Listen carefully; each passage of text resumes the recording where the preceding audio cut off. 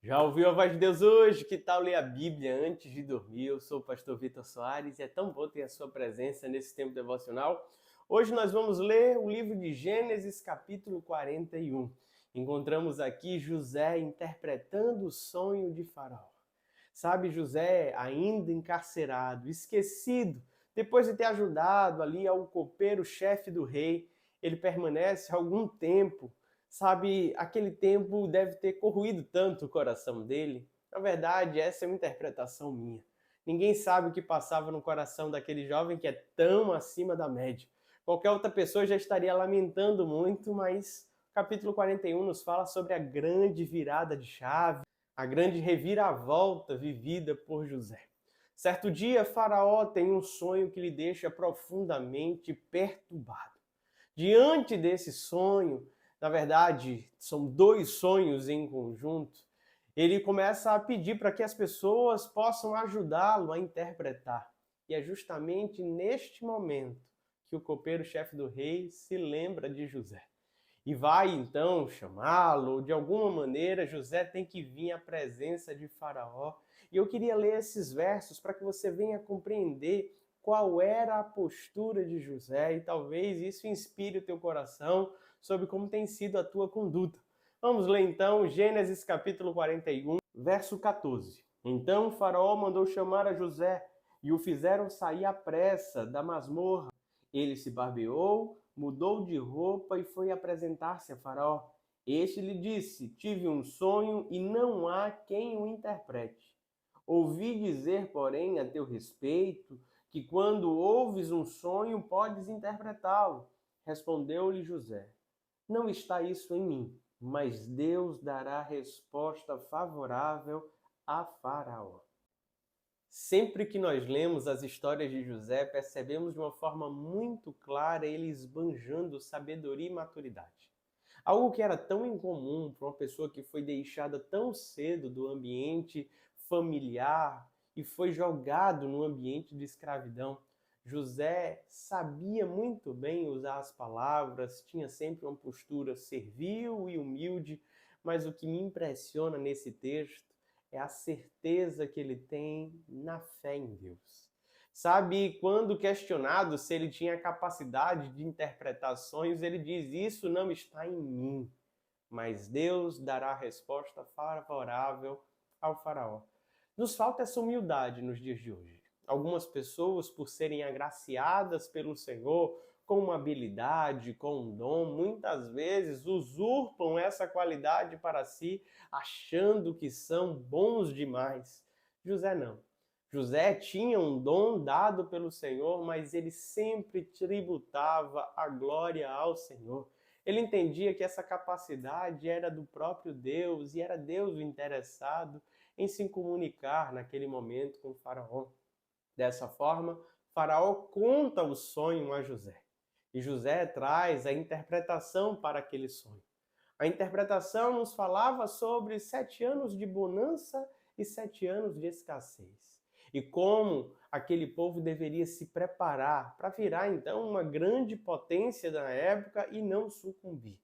José não apenas trouxe a interpretação, mas trouxe o conselho do que deveria ser feito. Como o faraó poderia agir em meio àquele cenário. Sabe, meus amados irmãos, a administração de José, desde a sua casa, a casa de Potifar, o cárcere, agora se viu tudo isso como uma universidade, uma faculdade, uma escola, a escola da vida, o capacitando para esse momento. Ele se torna, então, o grande administrador nas terras do Egito. Faraó, quando se depara com aqueles conselhos, não tinha outra opção senão instituí-lo como o governador ali das terras do Egito. Ele passa a ganhar um cargo muito importante, um cargo de confiança, onde ele deveria agir administrando com muita prudência. Qualquer deslize de José poria fim ao reinado de Faraó e ao próprio Egito. Eu queria te convidar a ler alguns versos desse momento comigo. Verso 37. O conselho foi agradável a Faraó e a todos os seus oficiais. Disse Faraó aos seus oficiais: acharíamos porventura homem como este, em quem há o Espírito de Deus? Depois disse Faraó a José: visto que Deus te fez saber tudo isto, ninguém há tão ajuizado e sábio como tu. Administrarás a minha casa, e à tua palavra obedecerá todo o meu povo. Somente no trono serei maior do que tu. Disse mais Faraó a José: vês que te faço autoridade sobre toda a terra do Egito. Então tirou o Faraó o seu anel de sinete da mão e o pôs na mão de José. Fê-lo vestir roupas de linho fino e lhe pôs ao pescoço um colar de ouro. E fê-lo subir ao seu segundo carro, e clamavam diante dele: inclinai-vos. Desse modo o constituiu sobre a terra do Egito. Essa história tem uma das maiores viradas, algo inimaginável. Quem poderia imaginar que um jovem estrangeiro escravizado na terra do Egito sairia do cárcere direto para o trono? Quem poderia imaginar que José seria um príncipe ali no Egito?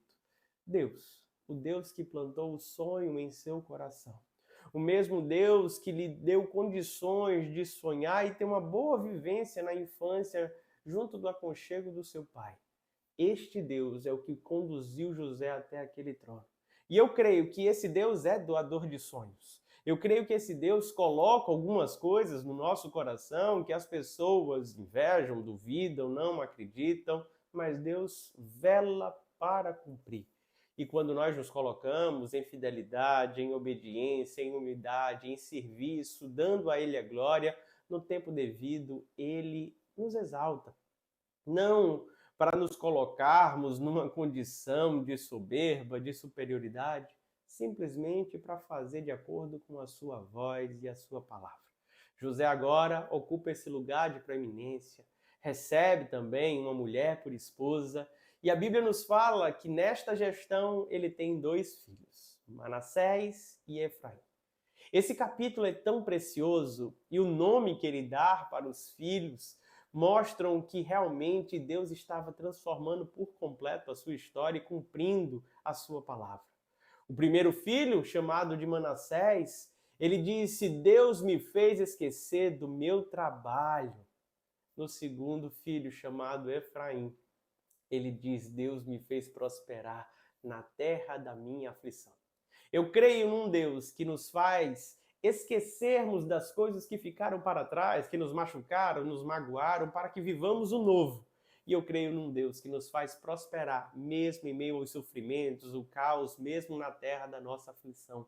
Que em nome de Jesus, você abra o seu coração para viver isso da parte de Deus. Que Deus possa te abençoar. Que você continue fiel, humilde, obediente ao Senhor. E perceba que Deus está agindo, fazendo com que todas as coisas cooperem para o bem daqueles que o amam. Vamos falar com o Senhor? Pai bondoso e querido, obrigado por tua santa palavra. Obrigado, Senhor, porque ela nos encoraja a perseverar, mesmo diante dos dias maus, mesmo diante das aflições, que o teu povo descanse na certeza de que o Senhor promete e cumpre. Vale a pena confiar nas tuas promessas, Senhor. Cuida do teu povo nessa hora, nos faz esquecer as marcas e mágoas do passado. Olhando para frente, percebemos que mesmo em meio às aflições, o Senhor nos faz prosperar. Obrigado por isso, Senhor, em nome de Jesus que te oramos. Amém e amém. Deus te abençoe, meu amado irmão e irmã.